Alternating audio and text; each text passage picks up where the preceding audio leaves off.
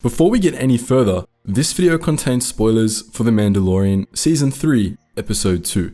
If you haven't seen it yet, we highly recommend you head on over to Disney Plus and watch it before continuing with the video. If you're all caught up, or just don't care, let's dive right in. We're back this week with an amazing episode of The Mandalorian. This week, we got to follow along as Din Djarin, Grogu, and Bo-Katan return to Mandalore, some willingly, some out of need. And we don't know about you, but for us, seeing the broken shells of a once beautiful world was shocking. Yeah, we knew about the Purge and what had been done to the planet, but it's an entirely different thing knowing something and seeing it. We remember how it looked in Season 7 of the Clone Wars, and comparing it to the crumbling ruins was a rude wake-up call to what happens far too easily to a ruined city. Because Mandalore wasn't the only example of a civilization collapsing. All across the galaxy, there were other cities and planets that had suffered similarly, and in every case, the way those cities broke down into chaos straight out of a horror film is chilling and fascinating. So in today's video, we'll be taking a look at some of these horror shows and what really goes on in the deep, dark spaces when civilization falls apart.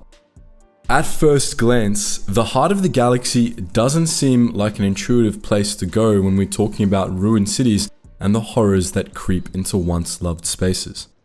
Coruscant is, by all accounts, a massive, bustling city full of life, whether that was in the Old Republic era or during the High Republic.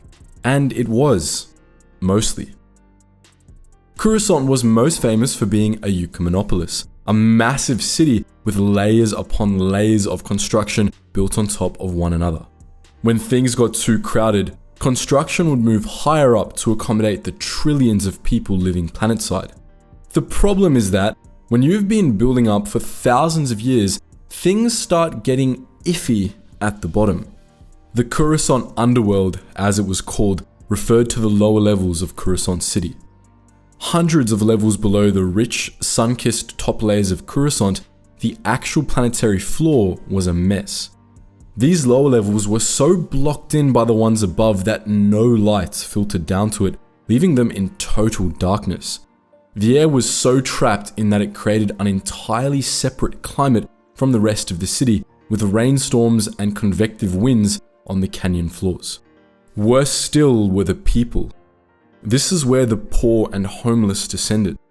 The lower levels, where only rot and artificial light gave some comfort, was all some people could afford. So far down, it was pretty much a separate world.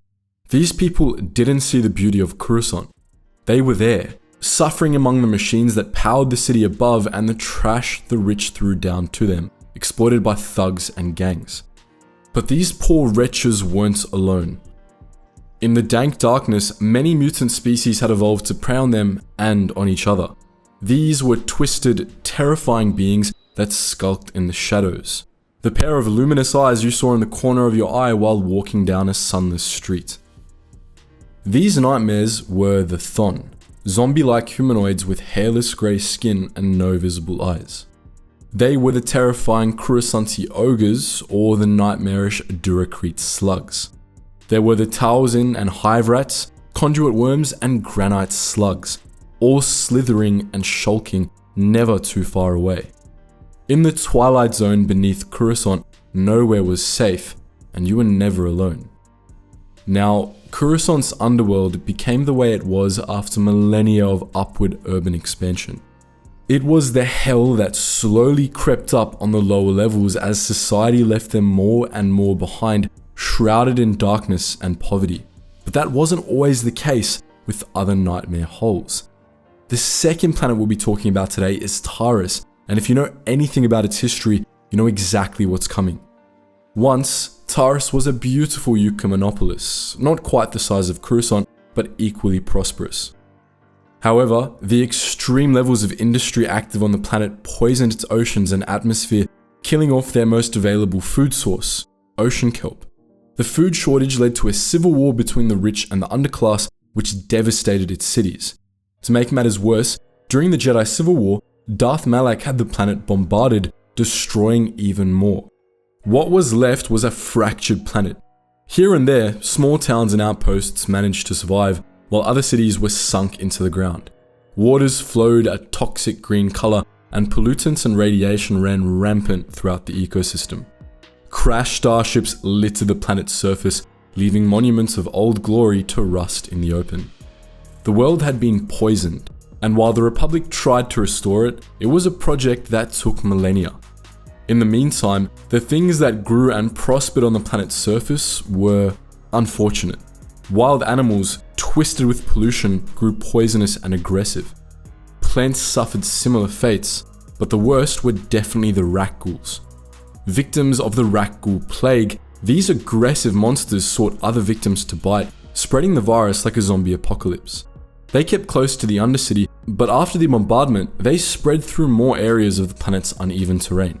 But all in all, at least the planet's main issues were pollution and zombies. The landscape itself still sustained vegetation and life. There was something to restore, even if it took thousands of years. Eventually, the Republic did manage to help Taris recover. After what we saw this week, we're not sure we can say the same about Mandalore. For those of us who've been here since the beginning, this was the first real look at Mandalore that we've gotten in almost 30 years. Season 7 of The Clone Wars takes place in 19 BBY, whereas Season 2 of The Mandalorian takes place in 9 ABY, 28 years later. During those 28 years, Mandalore went through a lot, but seeing the destruction left behind was still jarring in an incredibly uncomfortable way. As we explained last week, in those 3 decades, Mandalore went through a civil war, a rebellion, and then the Night of 1,000 Tears, during which the Empire bombed the planet into oblivion, collapsed its huge, domed cities, then executed its people in droves. We've heard it described in The Mandalorian, but this was the first time we really saw the devastation, and perhaps now we can understand why Bo-Katan is so jaded. Once upon a time, Mandalore had been covered in lush jungles. Colonization had tempered that, but even then, the planet retained some of its beauty. In Season 7 of The Clone Wars, there were vast deserts, rocky mountains, and oceans on the surface of the Mandalorian's homeworld. That all changed sometime between 2 BBY and 4 ABY when the Galactic Empire chose to destroy the planet and its people. We say destroy because they didn't try to subjugate the Mandalorians. No. First, they committed genocide, then razed the very earth they had walked. And honestly, it worked. The planet we're greeted by in this episode is a sea of jagged stone and glass. Huge shards of crystal, organic matter crystallized by the sheer energy the fusion bombs delivered, jut out into a grey sky. A sky rife with electrical storms caused by the chemical imbalances in the upper atmosphere. Even the planet's magnetic field was heavily affected by the bombs, which, at best, means that any surviving animals that relied on it for migration would be screwed, and at worst, meant that further destabilization would result in the planet breaking apart. As Din flies in, we see the huge domes of Mandalorian cities blown wide open, exposing skeletons of skyscrapers to the open air for the first time in years. And those buildings, charred, rusted corpses of an ancient civilization, look more like the fingers of a corpse reaching into the sky than the bustling cities they had been less than 10 years ago. Because yes, let us remind you that this all happened in one single decade.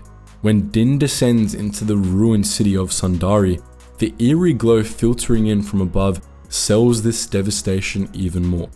Walking through what looks like a city out of any Fallout game, the huge structures feel empty and imposing. But as with Coruscant and Taris, even this infernal landscape shows us one thing: life always finds a way. Sundari may have seemed abandoned, but it wasn't lifeless. The Alamites, which Bo-Katan informed us used to live in the wastelands beyond their domed cities, had moved into the shelter of the ruined cities, hunting the other animals that had moved in.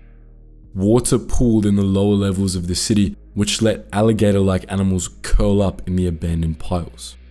The lack of other sources makes it impossible for us to say how the radiation affected all these creatures over the last decade, but our science fiction experience sees those glowing green eyes screaming radiation.